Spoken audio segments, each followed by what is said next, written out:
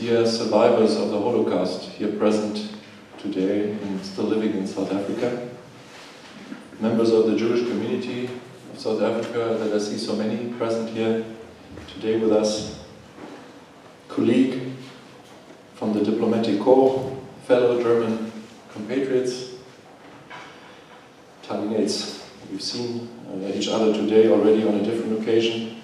It's wonderful to have you here. Lieber Herr Leidecker from the Rosa Luxemburg Foundation, ladies and gentlemen. First things first, I should like to say, and what I want to start with is to wish one of the Holocaust survivors here present today a very happy birthday.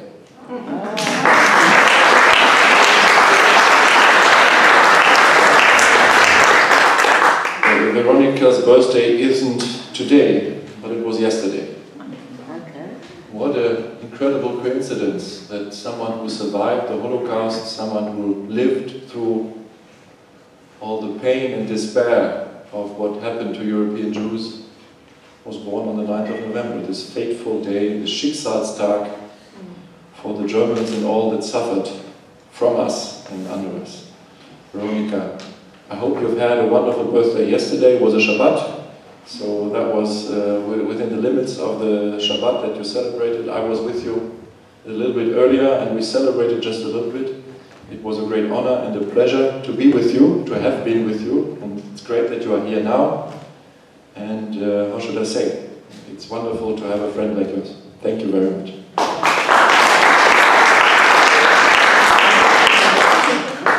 I even, and a couple of you were present yesterday, I even mentioned Veronica's birthday yesterday when indeed we celebrated here in South Africa, I think really the happiest and most joyful moment in the history of our nation. The 9th of November 1989 was a day of joy, was a day of hope that something better would come, that oppression would be over and that freedom would prevail. And I must say I was incredibly moved yesterday when approximately 2,000 South Africans joined in with us to celebrate this secular moment in the history of Germany. And I must say that I still consider that to be something of a miracle. Because just remember the times 74 years ago. Europe was destroyed. We were at the end of a war in Europe that lasted a couple of months longer in Asia. The 8th of May 1945, with the unconditional surrender of the German army, was a day when everything seemed destroyed. A couple of months later, in fact 6 weeks later, the United Nations were founded. They were founded because the international community had stood together against two states and two nations, Japan and Germany, who had waged a war on the entire world. And indeed, it was part of the Charter of the United Nations in 1945 that Germany and Japan are enemy states. And that was the reason why the United Nations came together at that very moment.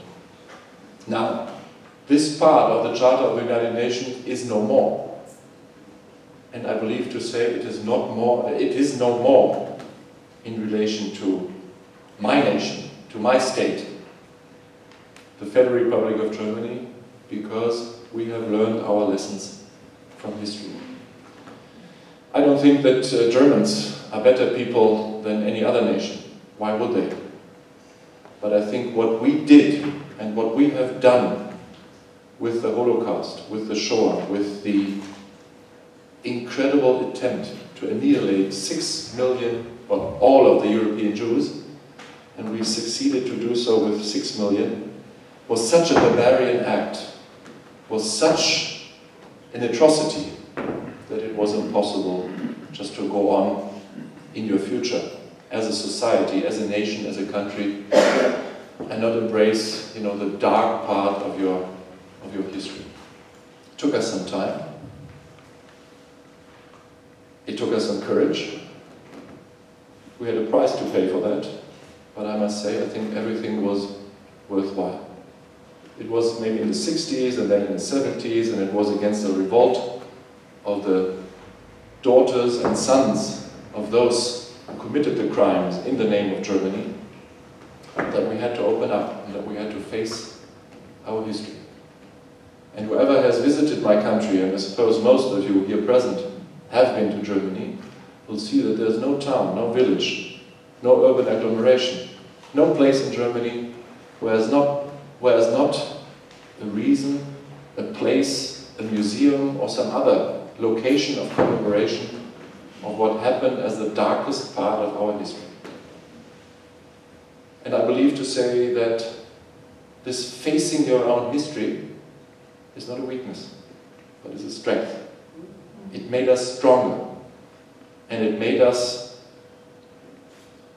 the opportunity to be received with open arms again in the international community of states, after the United Nations Charter said that Germany was an enemy state. And I thought about that when I received so many guests yesterday, South Africans from all walks of life. Tali, you were there. It was a bit of an expression of the rainbow nation of South Africa, I felt. And that South Africans were willing to join in this moment of our joy about the fall of the Berlin Wall, about the end of the Cold War, about the end of the threat of a third nuclear war, world war. And the chance for reunification still is a miracle. It is a miracle that the Jews of this world, including those that are present here today, are willing to come here today to commemorate with me and with us the 81st anniversary of the Reichspogromnacht. And I believe, forgiveness, and I don't mean forgiveness in a religious sense. I mean forgiveness in a sense of human relations between one and the other. In a certain sense, nations and societies with one another behave like human beings too. I think we can only expect forgiveness in the sense that you are willing to go with us together on a new path into the future, as equals, and in view of our past, because we were willing and we were able to repent. And we are able to remember and to draw the right lessons. To draw the right lessons out of our dark history.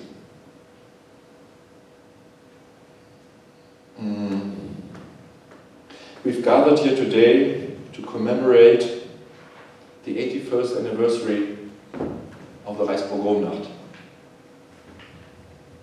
And whoever sees the videos or the photos of this incredible night either starts to cry or needs to think about what really happened. And we are, as people that live 80 years after or afterwards, we knew what happened afterwards. We know that it was only the beginning, and it wasn't the worst that was to come.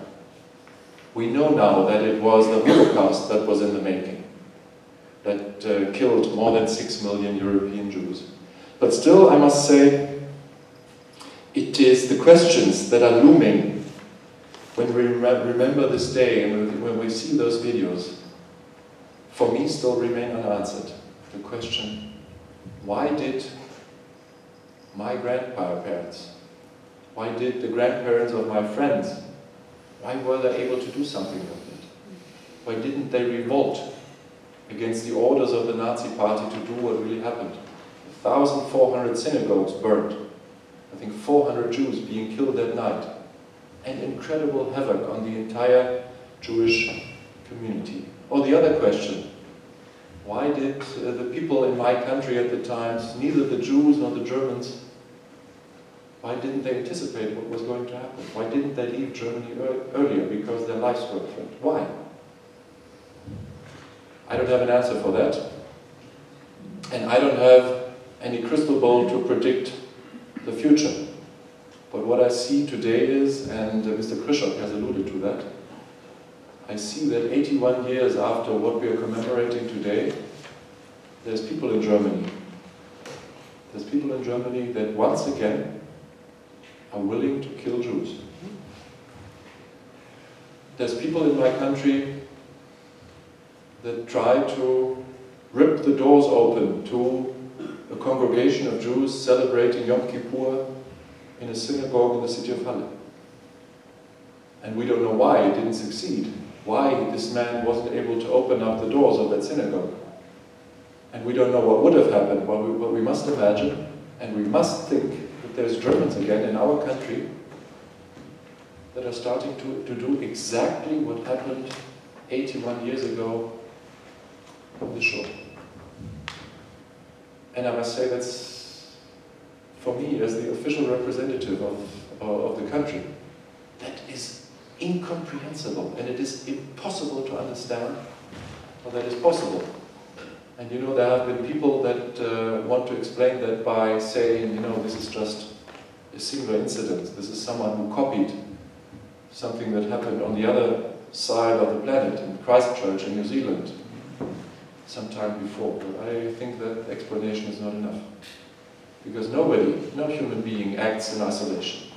There must be around this man, for him to have the crazy idea to repeat what happened 80 years ago. There must be some kind of a political atmosphere around him, which makes him think that this deed is not just an act of crazy crime, but is an act that he finds admirers for, that he finds followers for, that he would be respected for. And I think it is a wake-up call for us to be stronger than ever before, to be more committed than ever before to fight against the scourges of xenophobia, racism and anti-Semitism for that matter. Because in Germany 90 years ago, at that time, it started like that too. And I think we must make sure, if there's one lesson in history, we must make sure that this never, never, ever repeats itself. So I am standing in front of you here as a representative of a state, of a society, and as a nation that has brought incredible injustice, atrocities over the Jews of Europe. And I should like to do again what I have done many times. I would like to bow my head in shame in front of you, knowing what we have done, and I would like to just tell you here and promise the following. We will not forget, we will not leave you alone in the dark, we will stand at your sides, we will not allow anti-Semitism to poison our minds and souls, and we will continue to fight at your sides for a just and peaceful and diverse and tolerant world. I thank you very much.